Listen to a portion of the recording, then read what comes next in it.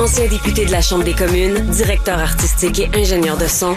Avec Pierre Nantel, entendez l'actualité sans fausse note. On est tous restés bouche bée quand on a appris l'histoire du propriétaire de l'entreprise Futur Électronique, que moi je connaissais pas, qui était extra riche, je pense qu'on parle d'un milliardaire, Robert Miller. Puis là, après ça, on a appris que c'était une espèce de tordu qui faisait venir des jeunes filles mineures pour avoir des activités sexuelles avec elles. Et on l'a, évidemment, il est en poursuite, il est accusé. Et on a appris récemment qu'une cour a invalidé, n'a pas accepté de recevoir le cas d'une plaignante parce qu'elle avait reçu de l'argent pour se taire. On en parle avec la directrice générale de Jury Pop parce que ça, c'est un grave problème au niveau des recours pour les victimes d'abus sexuels. Maître Sophie Gagnon. Bonjour, Madame Gagnon. Bonjour. Maître Gagnon, en quoi parce qu'il y a des gens qui vont dire, c'est sûr, si elle avait une entente, elle a reçu un montant pour ne pas parler, les gens pourraient dire, là, elle respecte pas son engagement, puis c'est pour ça que c'est intéressant de vous entendre ici, parce qu'on parle quand même d'abus sexuels chez des mineurs et de violence envers les femmes. Tout à fait, vous faites bien de marteler ce point-là. Là. En fait, en droit, on appelle ça de l'exploitation sexuelle quand c'est des rapports sexuels qui impliquent une personne mineure avec une personne majeure. Mm-hmm. Donc, je vais vous expliquer un petit peu les faits parce qu'ils sont bien franchement un peu saugrenus. Là. À la suite du reportage d'enquête qui a mis au jour les informations que vous venez de résumer, il y a une des victimes d'exploitation sexuelle qui est rentrée en contact avec l'entourage de Monsieur Miller. Puis elle a été convoquée à une rencontre à Montréal. Elle habitait dans l'Ouest. Puis on lui a dit, on va te donner une importante somme d'argent. Puis elle s'est présentée là, puis elle s'est rendue compte, ça ne lui avait pas été mentionné, mais que la rencontre avait lieu au bureau d'un avocat. Puis quand elle est arrivée dans la salle, il y avait le bras droit de M. Miller, mais aussi son avocat. Puis l'avocat lui a d'abord remis un document. Il a dit, je te remets une quittance. Une quittance, ça va mettre fin à tes éventuels recours et réclamations contre M. Miller, en contrepartie de quoi on va te donner de l'argent. Puis là, il lui remet aussi une enveloppe d'argent. Puis dans le document, c'est écrit que elle a le droit de consulter un avocat. Donc, l'avocat de M. Miller l'invite à contacter un avocat que lui met à sa disposition, puis que M. Miller lui-même va rémunérer. Puis, je tiens à souligner que des quittances, ça, c'est un document juridique par lequel on renonce à nos droits envers une personne. C'est évidemment pas illégal. Puis nous, dans notre pratique, on en fait signer là, des quittances par des personnes victimes, mais lorsqu'elles sont satisfaites de la contrepartie qu'elles reçoivent, puis évidemment, c'est ça notre travail chez Jury Pop, lorsqu'elles ont pu parler avec un avocat puis une avocate. Puis là, elle a appelé l'avocat en question. L'avocat est en rencontre, donc les échanges ont été courts. Il lui a dit « signe pas le document », puis elle est partie avec la somme d'argent. Puis finalement, l'avocat en question a dit « écoute, je peux pas te représenter parce que j'ai l'air en conflit d'intérêts vu que mes honoraires sont payés par M. Miller. » Fait que ça s'est comme un peu fini là. Puis quand elle a déposé un recours en justice contre M. Miller, comme vous le mentionnez, un juge a considéré que son recours ne pouvait pas être intenté parce que en quittant avec l'argent, elle aurait consenti tacitement à la quittance qui n'a pas été signée. Maître Gagnon, Maître Gagnon, je dois vous arrêter parce qu'il y a tellement de détails importants. Ce que vous venez de me dire, parce qu'on y retourne après le jugement. Elle a donc le côté saugrenu, déjà, l'essentiel me semble être là, dans la mesure où l'avocat, on peut presque se demander si la participation, la référence vers cet avocat qui lui dit de ne pas signer le document alors qu'elle a pris l'argent, c'est presque une mise en scène pour avoir l'air un peu crédible. C'est-à-dire que tu as consulté un avocat, il t'a dit de ne pas le signer, fait qu'il était de bonne foi, il n'était pas de mèche avec M. Miller, mais en réalité, en ayant pris l'argent, déjà, elle faisait un pas pour ne pas être admissible. Elle avait comme à moitié signé puisqu'elle a pris l'argent, mais c'était pas de sa faute. Là. Son avocat n'est pas disponible pour lui parler. C'est une mise en scène, cette histoire-là. Écoutez, je n'étais pas présente, je ne prêterai pas d'intention aux gens qui ont participé à la situation, mais je vous avoue que moi aussi, j'ai été surprise de lire ça.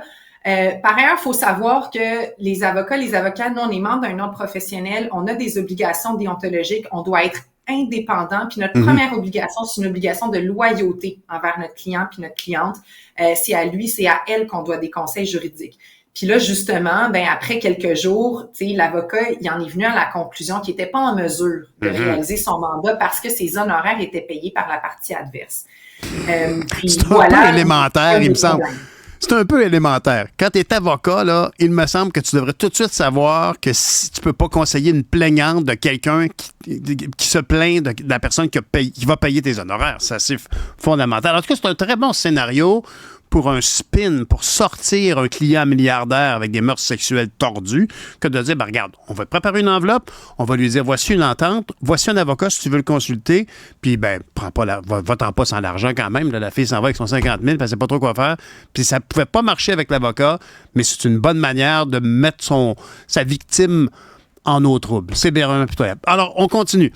Alors, elle s'est fait dire non par la cour, comme quoi, effectivement, donc, elle a pris l'argent, donc, c'est plus ou moins valable. Et ça, ça la prive de ses droits, très clairement. Exactement. Donc, le juge en est venu à la conclusion que la quittance avait été à toute fin pratique conclue. Donc, le juge en vient à la conclusion que Madame aurait consenti tacitement par son comportement, même si, je le répète, elle n'a pas signé le document et elle a exprimé qu'elle souhaitait consulter un avocat avant de le signer. Puis, donc, je ris pas qu'on a demandé la permission d'intervenir en appel parce que la personne victime qui est reconnue par ses initiales AB a porté le dossier en appel parce qu'on considère que ça crée un précédent qui dépasse là cette seule situation-là. On trouve ça excessivement préoccupant qu'une décision conclue qu'une personne victime, donc une personne qui est vulnérable, qui a vécu de l'exploitation sexuelle, pourrait avoir renoncé à ses droits par son comportement sans même avoir signé un document.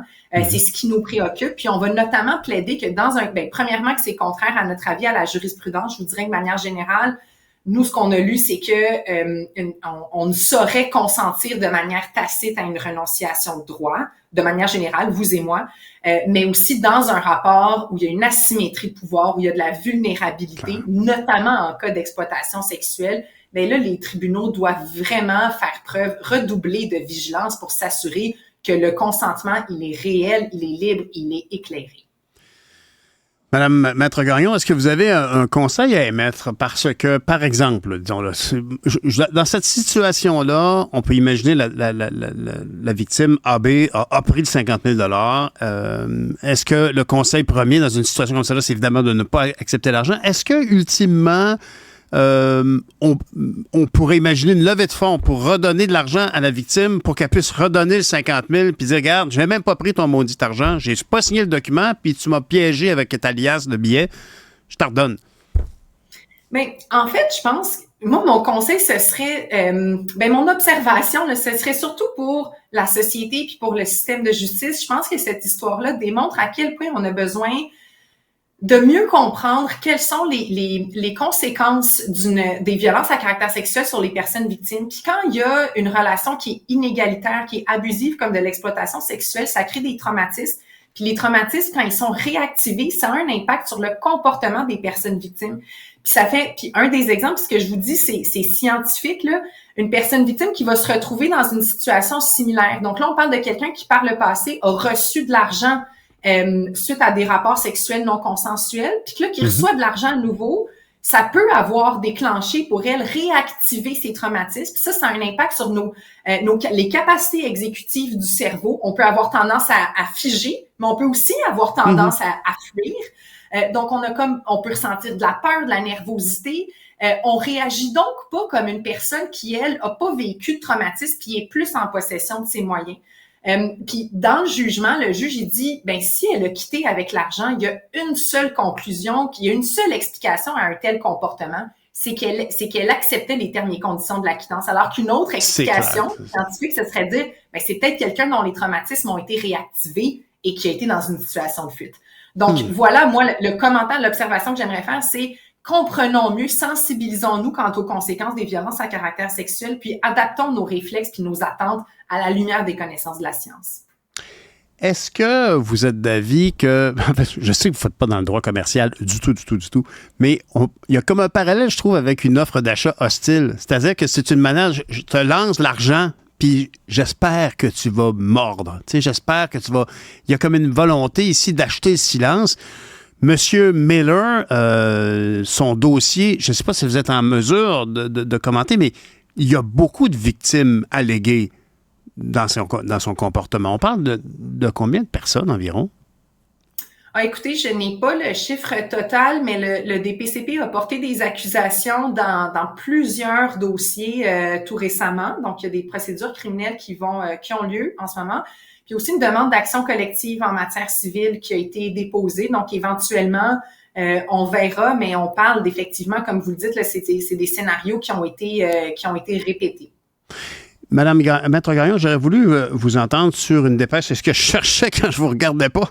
J'avais vu un article qui parlait d'une hausse vertigineuse des accusations liées à la sexualité. Comment réagissez-vous? Évidemment, moi, je lis ça dans le journal, mais c'est votre quotidien, vous en entendez constamment. Êtes-vous surprise des chiffres qui mentionnaient dans cet article?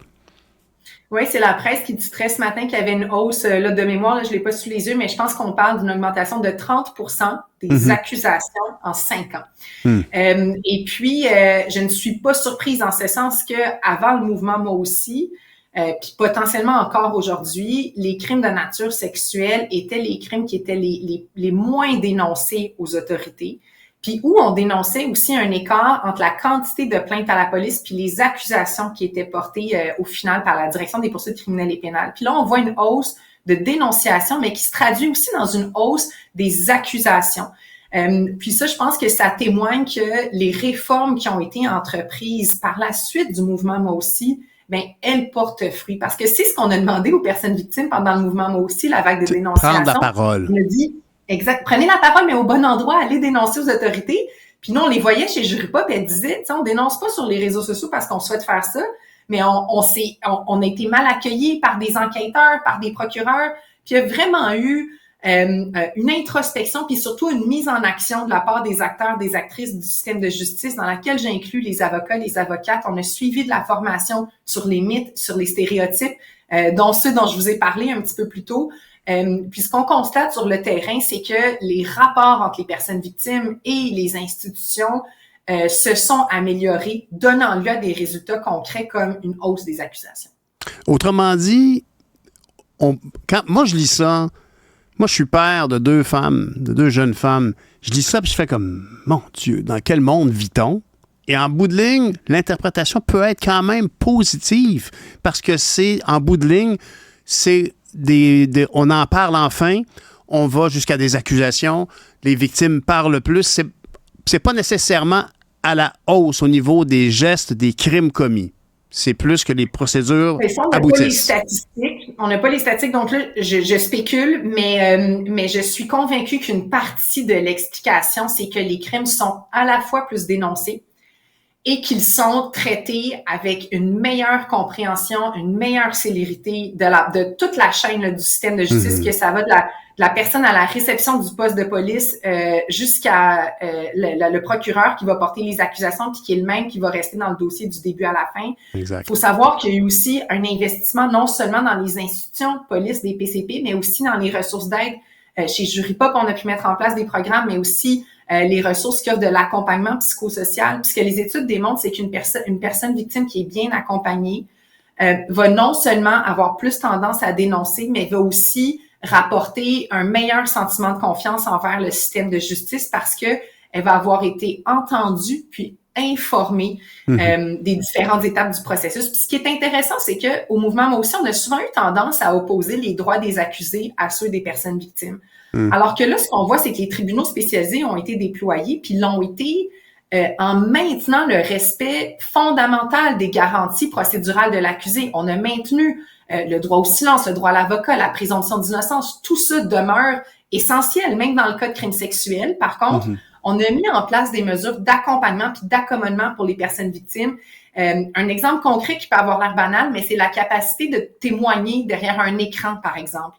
Parce que les personnes victimes nous disaient, ça n'a pas d'allure, je suis dans une salle de justice, je dois me tenir debout avec un petit verre d'eau à côté de moi, puis je dois regarder dans les yeux l'auteur de violence. C'est sûr que c'est un exercice qui est traumatisant. Je suis pas capable d'être au meilleur de moi-même, mais ça se passe plus comme ça aujourd'hui dans les salles de cours. Donc, voilà un exemple d'une amélioration qui a été faite sans que ça vienne avec des accros à l'équité procédurale et qui porte des résultats tangibles. Donc, toute la société, à mon avis, s'en sort gagnant.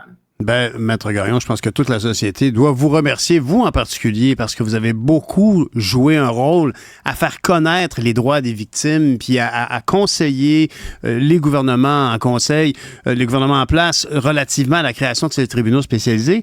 En terminant, Jury Pop, je me souviens d'avoir assisté à l'installation de vos locaux à Longueuil, près de la place Véronneau à l'époque. Et je me souviens, Lucien Bouchard cautionnait beaucoup vos activités. Est-ce que vous faites maintenant, continuez-vous votre mandat très élargi ou maintenant vous êtes spécialisé dans les causes à caractère sexuel?